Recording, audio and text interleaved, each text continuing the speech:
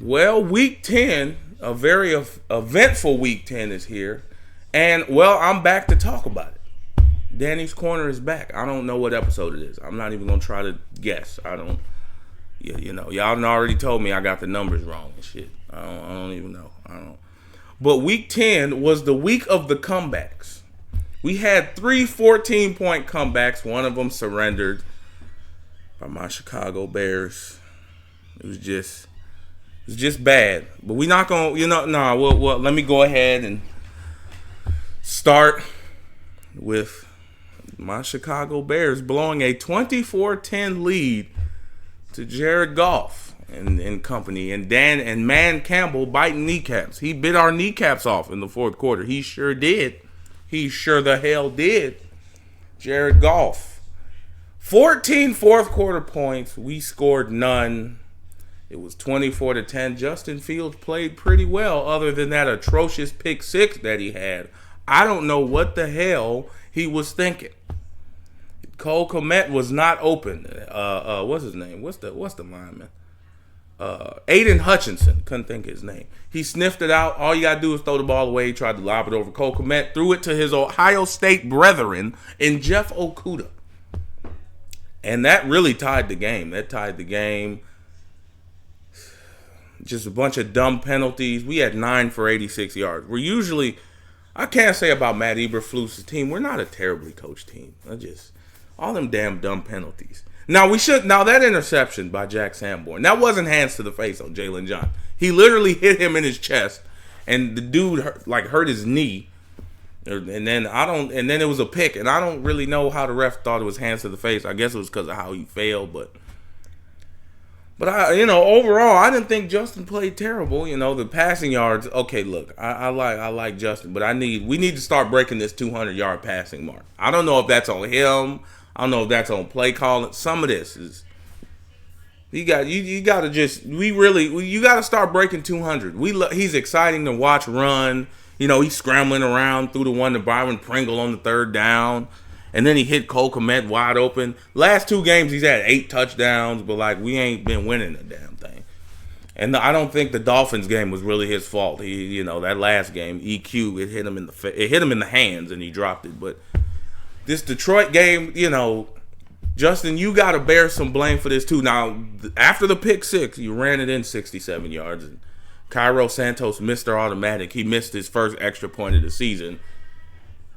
And that just, that ended, that really was what, 1 point. We lost by 1. An extra point worth 1. But I got to give credit to Man Campbell, their first win on the road since 2020. That's great. That was shout out to the Detroit Lions. Shout out to them. I'm kind of hurt about the loss because that was a very winnable game. And shout out to Cole Kmet, too, because he had 4 for 74 and 2 touchdowns. He was having a good day. He had a great day. But let me go on to the other comeback that was 14 points, which was the Green Bay Packers. I was on here celebrating last week, talking about how it was over for Green Bay. And, well, Aaron Rodgers said in his press conference after that game, against, who did they lose to for 6 in a row? The Detroit Lions. That's who they said. I'm still a 2-time MVP. And he went out there and showed it. Hey, Christian Watson actually caught the ball. And you know what happens when you catch the ball? You get touchdowns. 4 for 104 and 3 touchdowns. He was counting them up. He's doing like this. 1, 2, 3. That's what he was doing. And the Cowboys blew the lead. They went for it on 4th and 4. That was pass interference. But, hey, look, you're not going to get that call in Lambeau. You're not going to do that. You blew a 28-14 lead. Trash. That's what it was. It was trash. The Cowboys, look, I'm done putting my faith in the Cowboys. That's what this is really about. See, last year, let me tell y'all what I did last year. You remember when they played the Niners? They played the San Francisco 49ers in that playoff game. I picked them. I put my faith in the Dallas Cowboys. And this is what I get. This is what I get for putting my faith in the damn Dallas Cowboys. This is just absolutely atrocious. It's just terrible. I'm mad. I'm not even mad at the Cowboys. I'm mad at myself for putting my faith in the Cowboys. I'm not doing it anymore. I'm not. I will not do it anymore. Nope. Won't do it. You're not gonna catch me doing it. I'm not picking the Cowboys for nothing else. Look at it. Like, Aaron Rodgers threw the ball 11 times going into the fourth quarter. That's what happened. And you still find a way to lose Dallas because you got Micah Parsons playing in coverage. You didn't want to send him to rush the quarterback. You're up 14 points. Even with Dak throwing 2 picks, one of them in the red zone. This is. You still find a way to lose Dallas. Mike McCarthy, you got the Vince Lombardi coat on, bro. What? Take that coat off. Like, what are you doing? This is atrocious. It's just terrible. I'm not putting my faith in the Cowboys anymore. I'm done. I said that. I'm done. I'm done. We're not doing it no more. We are not doing it anymore. I don't give a damn. You're not gonna catch me putting my faith in the Dallas Cowboys anymore for anything that has to do with winning big games because I don't trust Dak Prescott. But let me go and get to this other. No, I think that was the only comeback. Those two. No, those were the only 2 comebacks. But look, let me get to the game of the year possibly. The game of the year and the catch of the year. The Buffalo Bills and the Minnesota Vikings. Kirk Cousins was terrible in the first half. Well, most of the game. He had 2 picks, and the picks were terrible. And shout out to Minnesota for staying in the game. So, I have the numbers right here. Kirk Cousins was 30 of 50, 357, 1 touchdown, and 2 picks. Dalvin Cook was really good, 14 for 119 and a touchdown. But the MVP of the game for Minnesota was Justin Jefferson, who is the best wide receiver in football. The catch he had, where he just reached up like this. He just reached up. You see how I'm reaching up like this? This is what Justin Jefferson did. He reached up like this on the Bills' safety. The ball somehow did not hit the ground, and he caught it on 4th and 18. Y'all remember the meme where it was Kyler Murray, and the meme was DeAndre Hopkins is down there somewhere. That is what Kirk Cousins was doing all damn game. That's all they did. It was 4th and 18, Justin Jefferson. 1st and 10, in that overtime to get him inside the 5, what'd they do? Go to Justin Jefferson. That's all Kirk Cousins is doing. And you see all the jury that Kirk got after the game. That's about a half of. That's got to be about $5-10 million in jury. Did y'all see Lil Kirko? That's Lil Kirko. Kirk Thuggins. That's what they call him. They call him Kirk Thuggins, Lil Kirko. Y'all look. See, I'm gonna have to. Do I have to start putting respect on Kirk Cousins' name? Is that what I have to start doing? Do I have to? Is Kirk Cousins him? Is that what y'all telling me? Is Kirk Cousins him? I'm trying to think because Kirk is out here. Look, and I know the numbers don't look good with 2 turnovers, but when they needed Kirk Cousins and Justin Jefferson, he showed up. Like it is. I'm trying to think. I'm sitting here thinking with y'all. Do I gotta call? Kirk Cousins might actually be him for the first time in his damn career. But I would be remiss if I didn't talk about Josh Allen. Now, I know you're playing with the UCL injury, whatever, in your elbow, wherever the UCL is. I don't know where it is. All I know is if he hurt it even more, it could be Tommy John surgery, and we don't want that. Okay, we don't need Josh Allen out for no Tommy John surgery because I want to see the Bills and the Chiefs play again in the playoffs. Okay, I'm going to have a playoff prediction video tomorrow. I promise you, and it's going to be out tomorrow, the playoff prediction. And yes, I have both of them making the playoffs. Okay, I do. I have both of them. Now, Josh Allen, I know your UCL was bothering you. And, well, your UCL didn't have an effect on that snap that you bobbled at the 1 yard line at your own 1 and led to a Minnesota touchdown. So you go from your defense, right? You had a 4th down stop on a Kirk Cousins QB sneak. You're hyped. All of Orchard Park is going crazy. Bills fans is getting ready to jump through some old tables after the game because they do it before the game.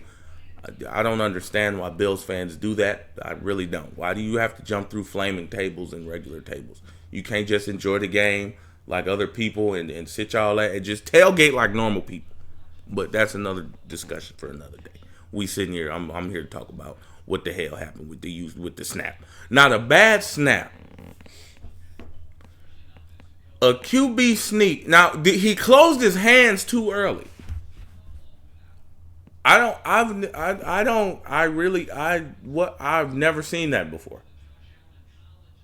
Like and then in the overtime, well, look, you led the game tying drive after you fumbled the snap on the goal line. Now, first of all, it probably shouldn't. That Gabe Davis catch, he didn't catch it. He did not catch that football. He did not. That was a drop. But it doesn't matter, it happened. That's what y'all lost anyway, so I guess the drop doesn't play into anything. But Josh Allen, bro, then the interception in the red zone, and you were, and I can't, look, I understand the UCL injury was bad, and it's strange, but you ran over people. You were running over people with the damn hurt arm, so it couldn't have been that bad. Now here's what I know. I hear this a lot. If you're out there, I can't give you the injuries because you're out there. You're out there. Because if you play great, we would say, oh, he's playing injured. He's doing this. Look, I don't know what's going on with Josh Allen. Maybe these last couple weeks because he's thrown game-ending. It just hasn't been very good these last couple weeks. I want to believe in the Bill. I know they beat Kansas City. But that can't happen, dog. You can't be fumbling snaps at your own 1 yard line. I know it was just like a really tragic play that ended up, costing y'all the game. And I can't believe that happened, bro. Take the snap correctly. Josh Allen, what happened? But now you're 6-3 in the division. You're third place. The Patriots are the only worst record with you, didn't they? I think you beat the Patriots. I think you did. I think they beat the Patriots earlier in the season. But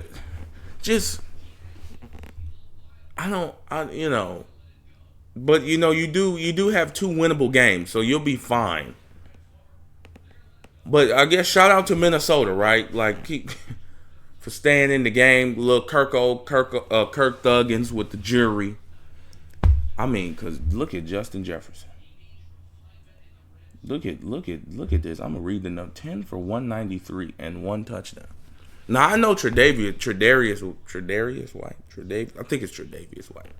Correct me if I'm wrong. Tre'Davious White did not play. But still, I mean, damn. You didn't throw a double team at the man. You didn't try to roll coverage, Sean McDermott. You a defensive coach.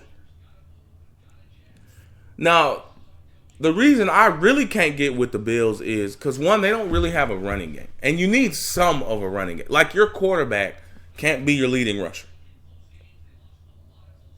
Well, you know what? I won't say that. Because, Jalen Hurts, I think he's tops on his team in rushing. But, they can hand the ball to their halfbacks and say get yards. Buffalo, you can't do that.